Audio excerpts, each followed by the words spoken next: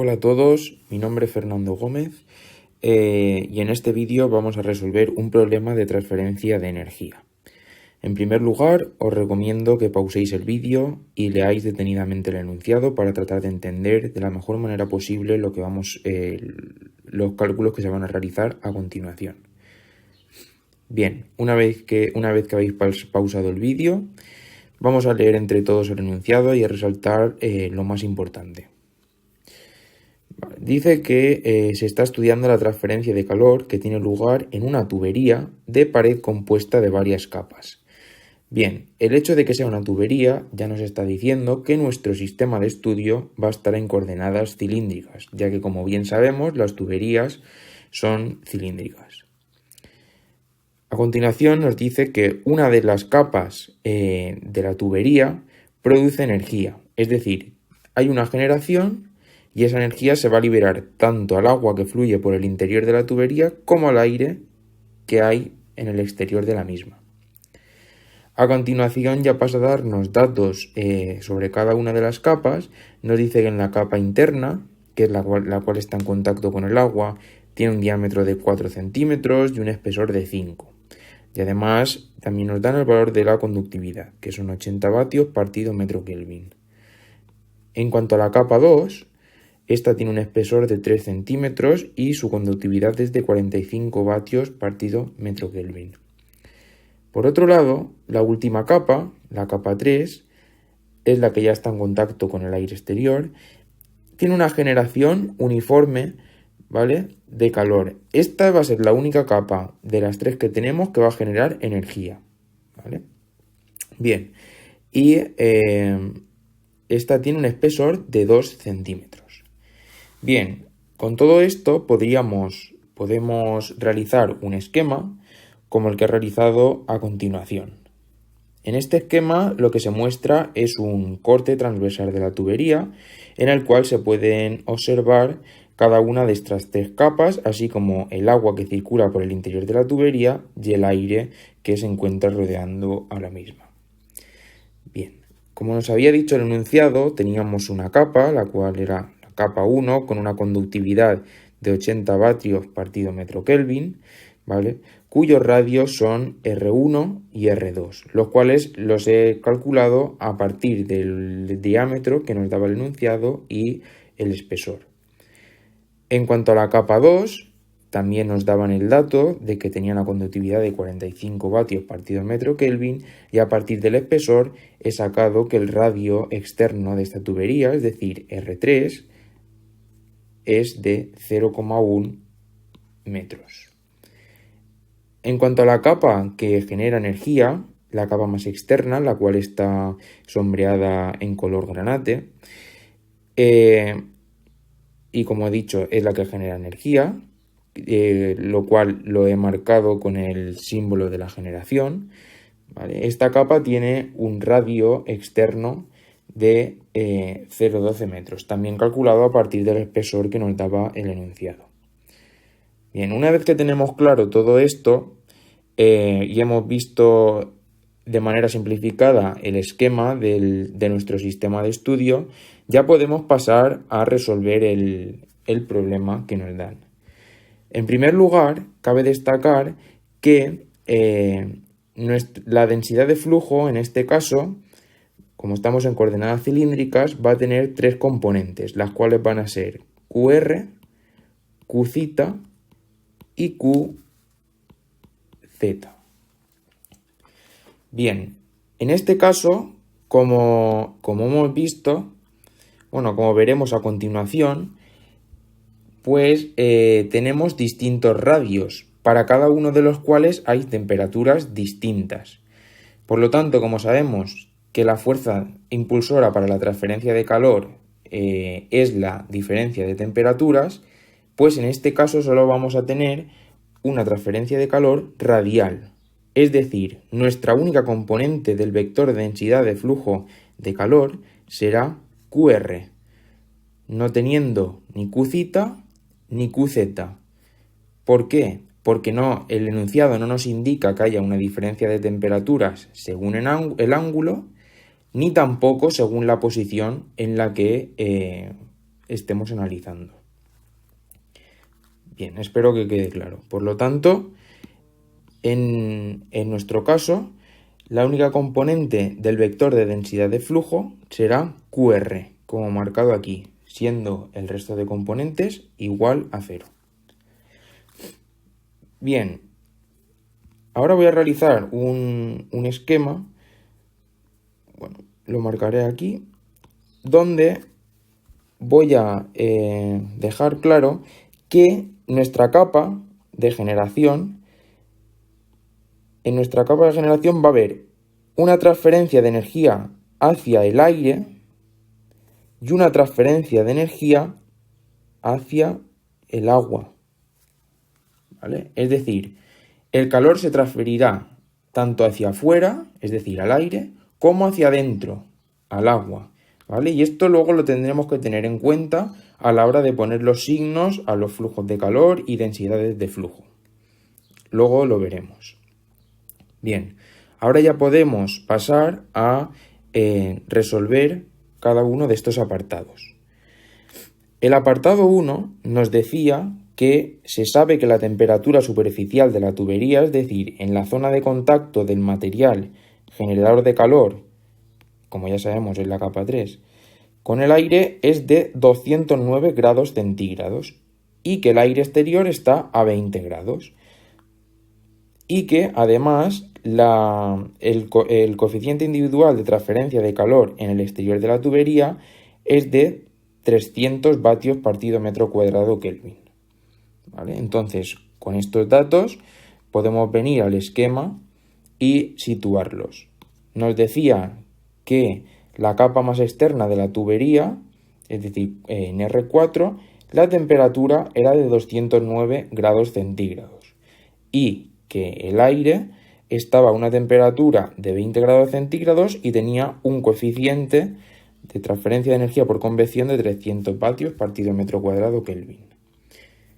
El ejercicio nos pide calcular el flujo de calor que se está liberando al aire.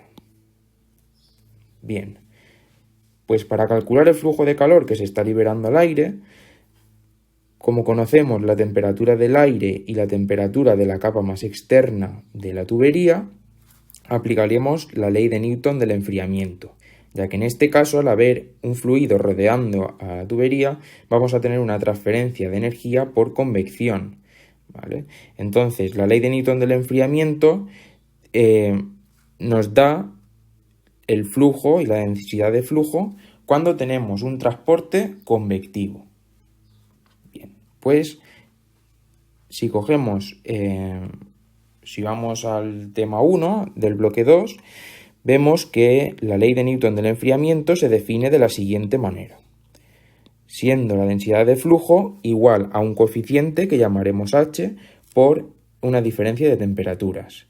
Además, nosotros sabemos que la densidad de flujo de calor es igual a el flujo de calor partido por el área perpendicular a la transferencia de energía, que en nuestro caso, como va a ser un cilindro, el área perpendicular a la transferencia de energía será el área lateral del cilindro igual a 2pi por R por L.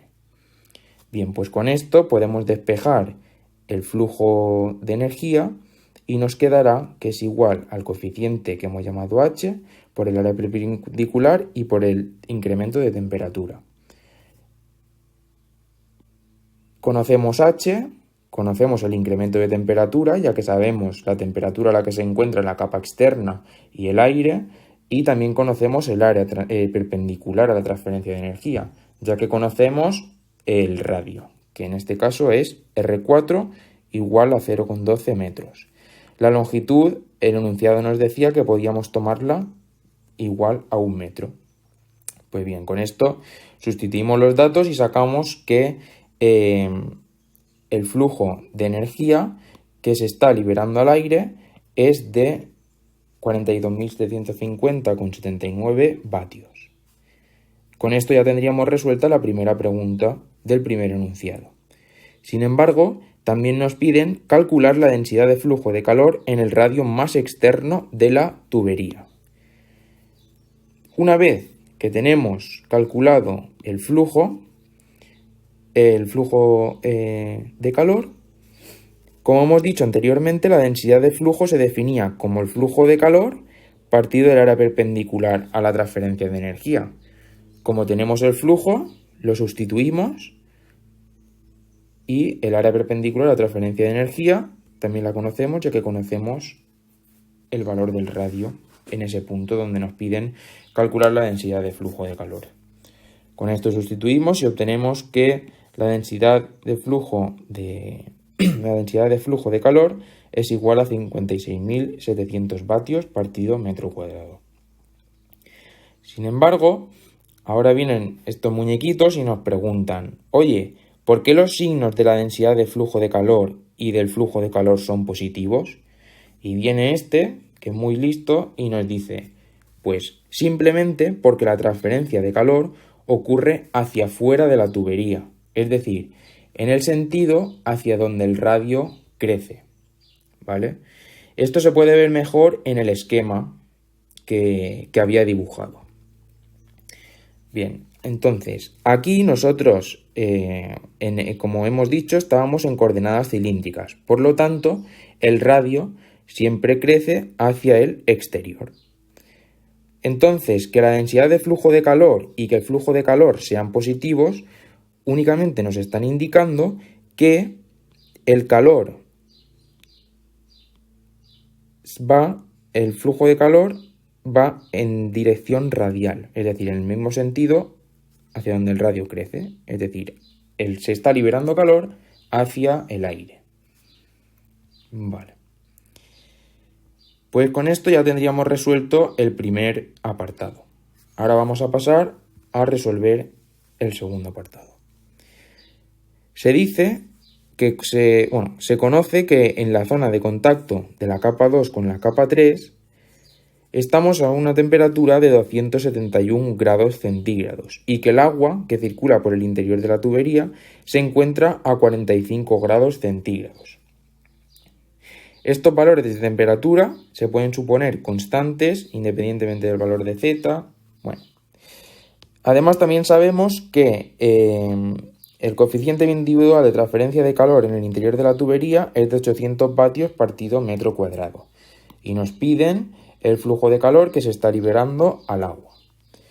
Bien, vamos al esquema que habíamos dibujado anteriormente y situamos los datos que nos están dando. Nos dicen que el agua que circula por el interior de la tubería está a una temperatura de 45 grados y que tiene un coeficiente de transferencia de energía por convección de 800 vatios partido metro cuadrado Kelvin. También nos dicen que la temperatura en R3 es igual a 271 grados centígrados.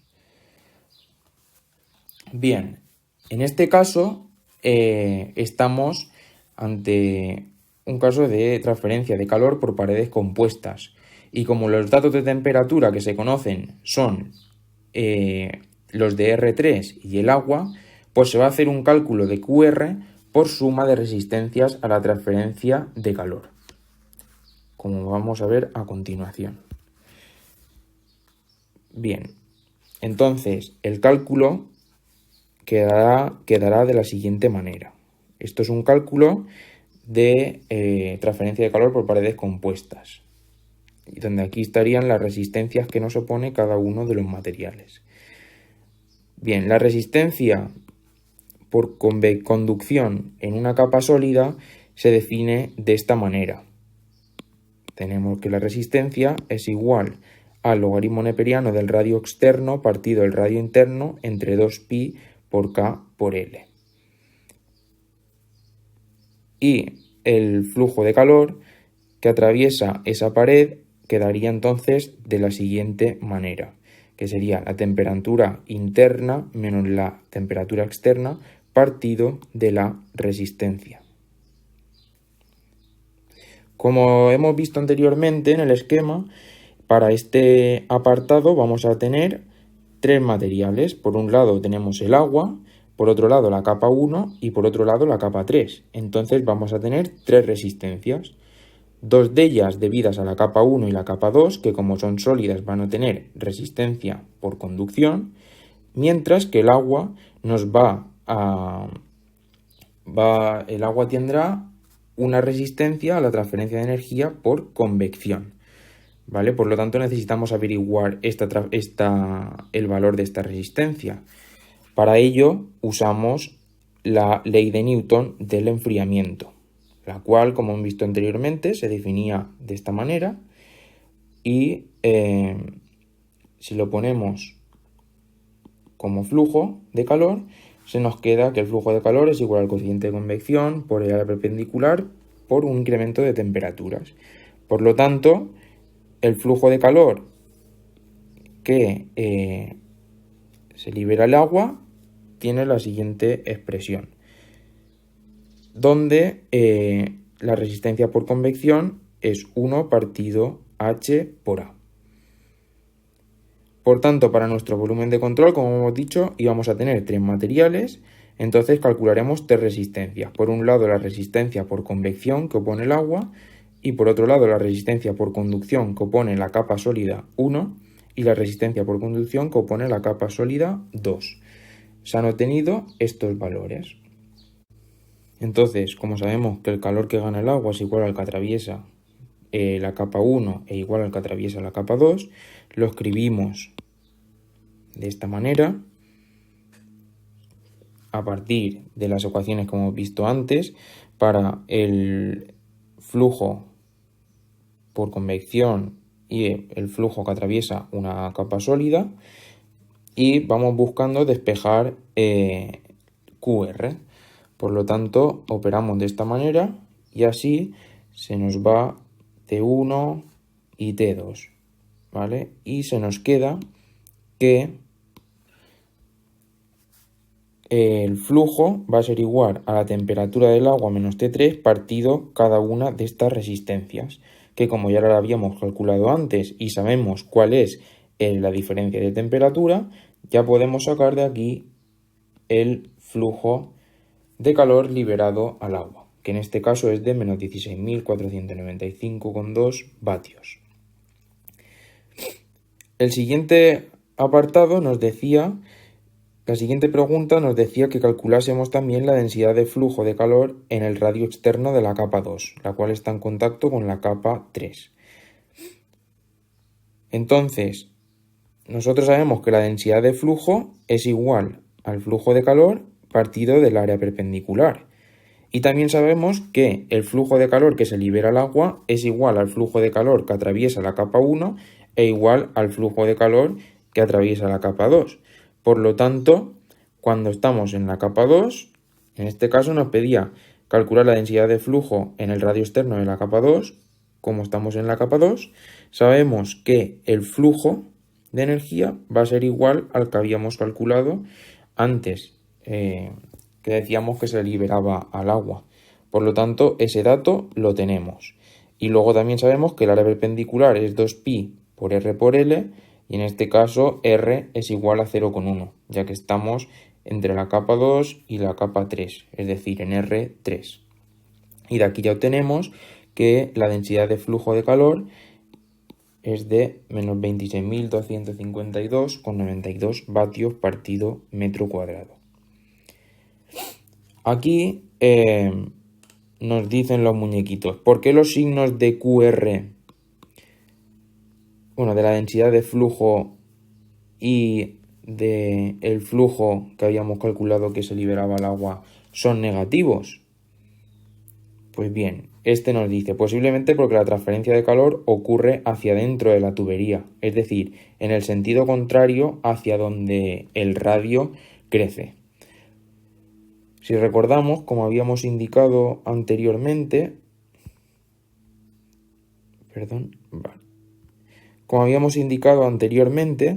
en este caso íbamos a tener iba a haber un flujo de calor hacia afuera y otro flujo de calor hacia adentro. Por lo tanto, como vemos, este va en sentido contrario hacia donde el radio crece y por lo tanto tiene que ser negativo. En el caso de que nosotros hubiésemos puesto en el numerador aquí T3 menos T agua, ¿vale? Este dato nos hubiese salido positivo. al igual que el dato de la densidad de flujo. Sin embargo, como nosotros sabemos que está habiendo una transferencia hacia el agua, es decir, hacia el interior de la tubería, y entonces esto va en contra del radio, pues sabemos que este valor tendrá que ser negativo, al igual que este. ¿Vale? Es decir, nos salga el signo que nos salga, debemos de interpretar el resultado y saber que como va hacia dentro de la tubería, pues el flujo de calor y la densidad de flujo de calor van a ser negativos.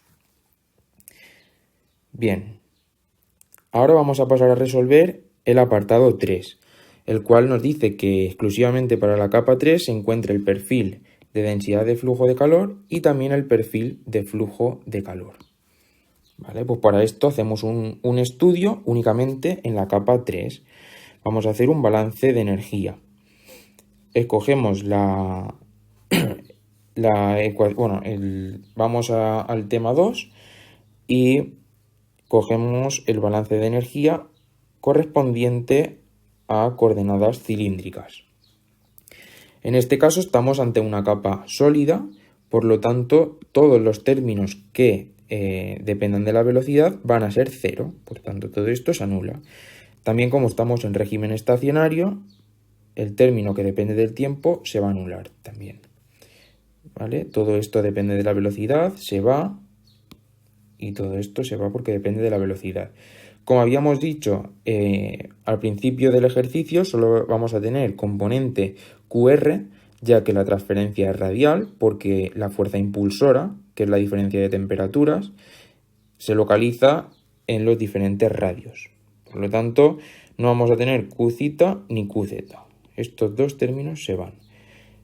Sin embargo, ahora en esta capa, como nos decía el enunciado, en la capa 3 teníamos una generación. Por lo tanto, no podemos despreciar el término de generación. Y se nos queda el balance de energía de la siguiente manera.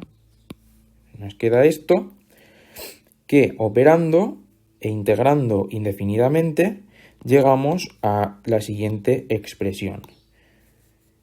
Entonces, si nosotros buscamos la densidad de flujo de energía, es decir, QR minúscula, si queremos un perfil de densidad de flujo de energía, entonces sabemos que un perfil va a tener una variable dependiente, en este caso va a ser la QR, y una variable independiente, que será el radio, ¿vale?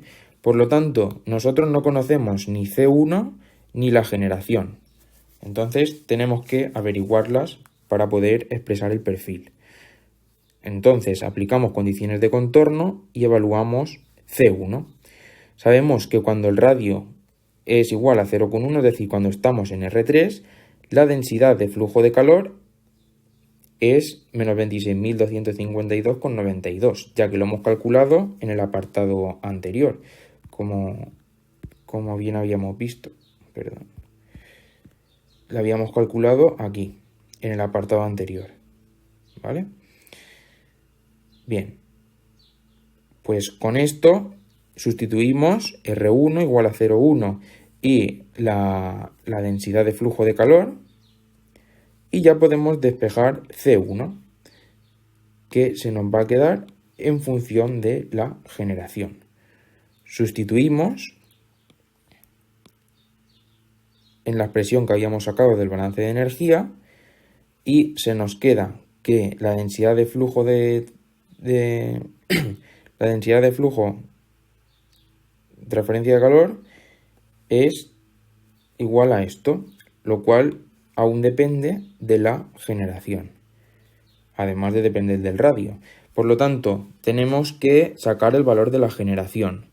Entonces aplicamos otra condición de contorno y nosotros sabemos que cuando el radio es igual a R4, es decir, igual a 0,12, pues la densidad de flujo de calor es igual a 56.700 vatios partido metro cuadrado, que es lo que habíamos calculado en el apartado 1. Por tanto, sustituimos valores y obtenemos que la generación tiene estos vatios partido metro cúbico. Ahora ya sí que podemos calcular el perfil de densidad de flujo de calor, sustituyendo la generación. A partir de esta ecuación que tenemos aquí, sustituimos la generación y obtenemos este perfil, ¿vale? Que es el perfil de densidad de flujo de calor. Bien, a partir del perfil de densidad de flujo de calor podemos sacar el perfil de flujo de calor únicamente multiplicando el perfil de densidad de flujo de calor por 2pi RL, como podemos ver aquí. Es exactamente el mismo perfil, solo que multiplicamos por el área perpendicular a la transferencia de energía, por la definición de densidad de flujo de calor. Bien, ahora pasamos al apartado 4, el cual nos pide calcular la generación, que ya la tenemos calculada porque la necesitamos para poder sacar los perfiles, pero también nos pide calcular la conductividad del material que forma la capa 3.